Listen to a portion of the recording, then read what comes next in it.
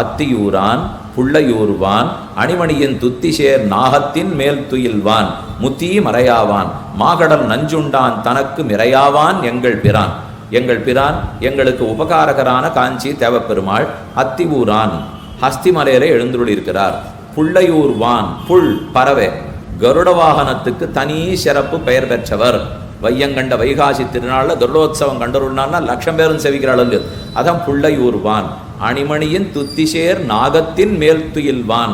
அவர் தான் நாகப்பாம்புக்கு மேலே சயனிச்சிருக்கிற பெருமாள்.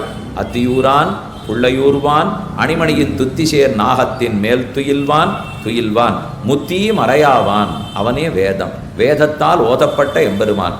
மாகடல் நஞ்சுண்டான் தனக்கும் இறையாவான்.